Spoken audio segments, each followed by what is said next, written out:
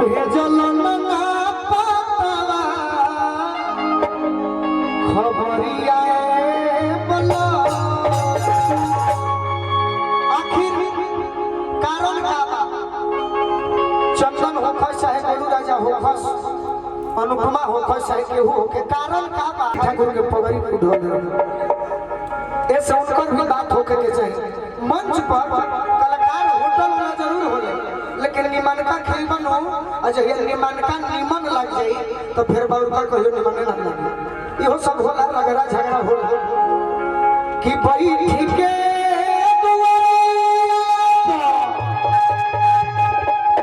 अरे रोवेली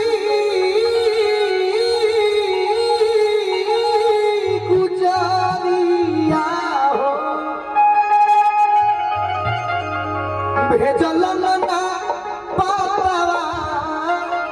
तनी मनी हमने नीचे चंता के लगा ले तो उरी सोच जाए ना आज तो लगावे के ऊपर ही जहां राउर भतीजा होके कलाकार सब निमन बाड़े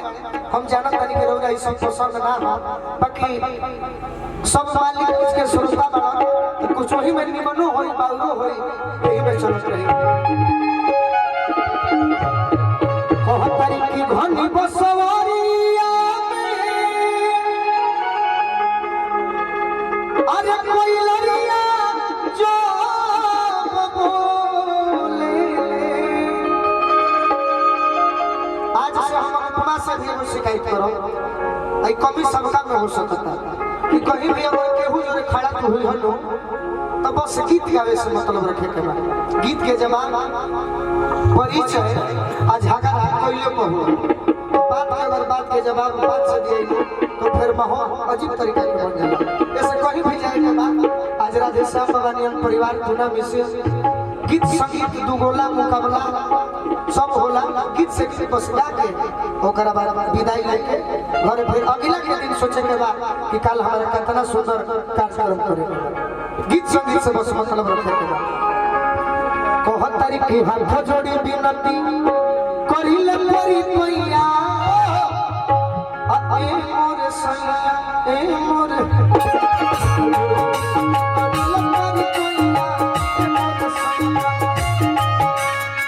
ये बात कहो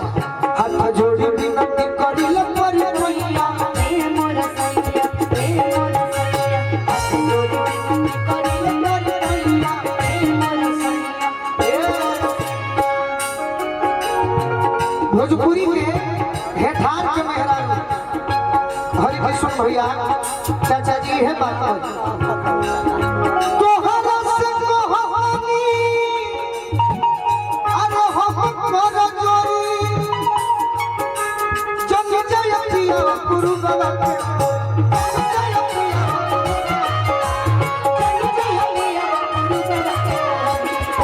जितना देर हम चले बने जब से कार्यक्रम शुरू भइल बा विशाल बाबा गोलू राजा चंदन यादव अनुपमा यादव काव्या कृष्ण मूर्ति हमने के डालडा बेचले बनी खरीदे वाला ढेर बड़े ऐसे बाकी डालडा बेचला के बाद भी डालडा के भले मार्केट आज बेसी बा तो बहु विचार करी कि घी काहे आज 600 रुपए किलो बेचता ऐसे कि डालडा के आगे कहियो घी के मार्केट कम ना हो ऐसे मेहरारू को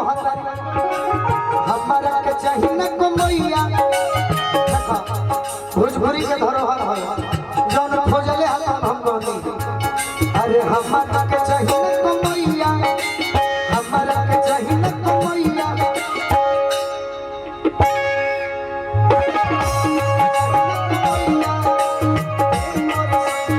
वो गिरी बाबा गाना गाने रहा ए गोल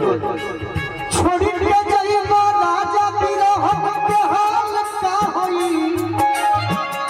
पिया पर दे सजइबो पटका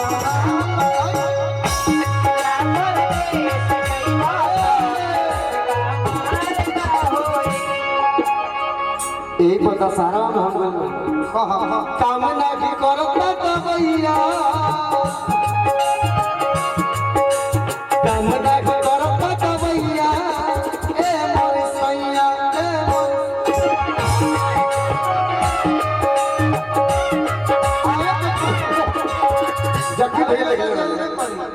जख्मी भैया मेहरा का कहतिया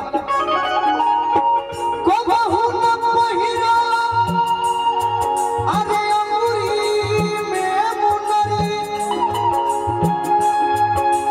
लगन हो लगी चुनरी से लुगाई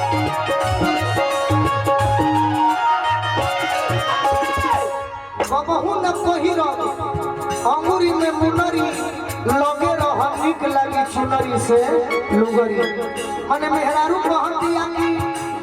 बाहर कमाए नहीं खे जाए दुआर पर रह के आम के पतई बहरब पुआरा बहरब तो हमारा जनाई के तो रुपया बहर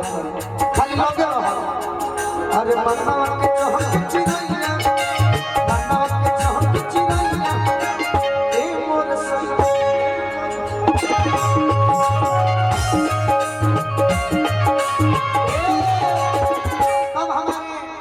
जैसे चंदन सुदामा मित्र हुए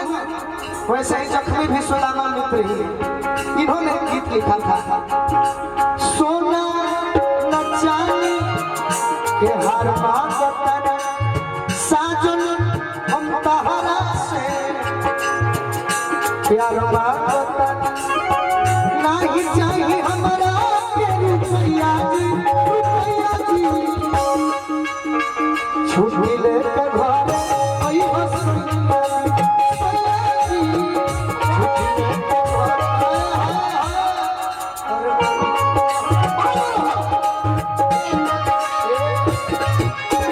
सवाल जवाब जरूर होई बाकी तनी भोजपुरी के माने भोजपुरी में ऐसा अनुपमा बड़ी शब्द बा जना के ना तू जानत ना हम जानत हम जानतो बानी 99% जानत बानी तू 1% नहीं तू जानत यही से कोनो कोनो बात लइके बुझाल ओकरा के बिहान हिला फोन पर सुना एगो रह देखो ए गीत में भाई प्लीज डोंट डिस्टर्ब मी बहुत तारी जा बहुत लग एगो अंतरा घाटा नहीं घटाइबे काहे पिया हो गया करी रहो घर के भीतरी देखो भोले में एगो काम करे के बाहरी कृष्ण भैया गोइया में गावत मनैया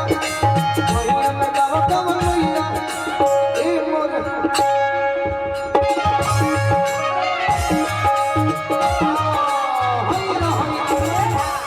हम बोले दोनों जनी बोलो तनी